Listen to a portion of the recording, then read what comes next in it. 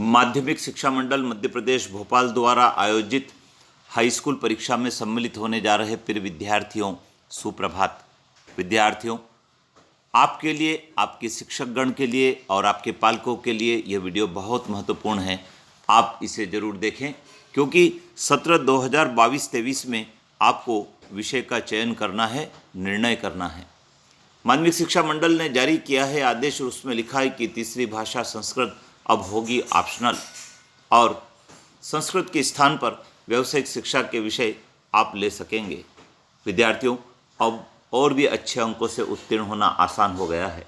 आइए जान लेते हैं समाचार पत्रों की क्या है खबर और साथ में माध्यमिक शिक्षा मंडल का क्या है आदेश।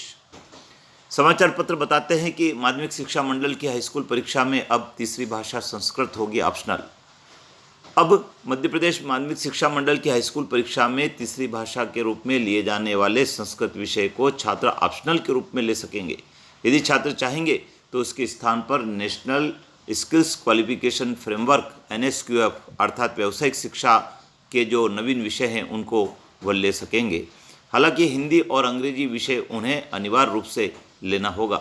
बेस्ट ऑफ 5 सिस्टम के बाद भी हाईस्कूल परीक्षा का परिणाम कमज़ोर होने के कारण मंडल ने यह निर्णय लिया है। और भी समाचार पत्र बताते हैं कि अब 10वीं के विद्यार्थियों को हिंदी और अंग्रेजी भाषा लेना अनिवार्य होगा।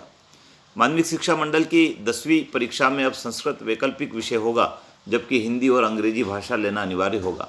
मंडल 2022-23 के सत्र में यह व्यवस्था लागू करने जा रहा है। 10वीं परीक्षा में 6 विषय होते हैं, उसमें हिंदी, अंग्रेजी, संस्कृत, सामाजिक विज्ञान, गणित और विज्ञान विषय शामिल है। साथ ही नेशनल स्किल्स क्वालिफिकेशन फ्रेमवर्क के विषय भी रहेंगे।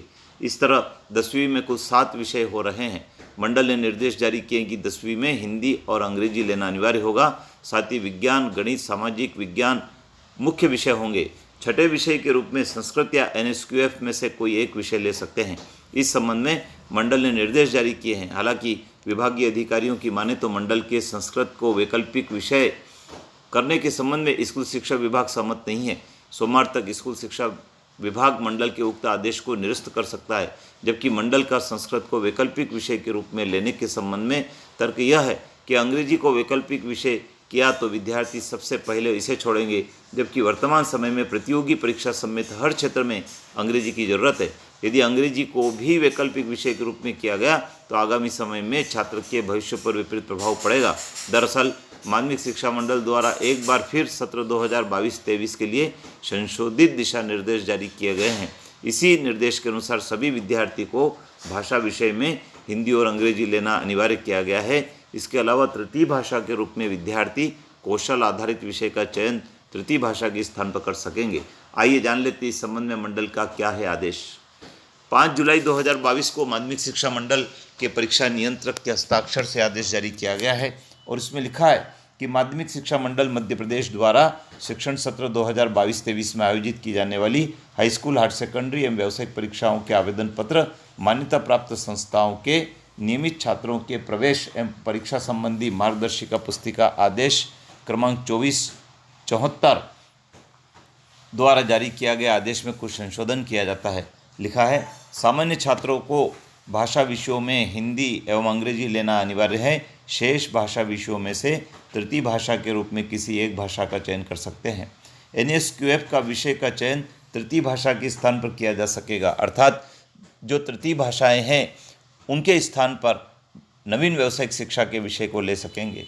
NSQF विषय का चयन करने वाले छात्र प्रथम भाषा है तो हिंदी या अंग्रेजी भाषा में से किसी एक विषय का चयन करना अनिवार्य होगा तथा द्वितीय भाषा के चयन हेतु शेष भाषा में से कोई एक भाषा का विषय का चयन किया जाएगा। इस प्रकार से विद्यार्थी को 2 भाषाओं के साथ तृतीय भाषा के रूप में NSQF का विषय चयन करने की सुविधा मंडल ने 2022-23 की परीक्षाओं के लिए दी है।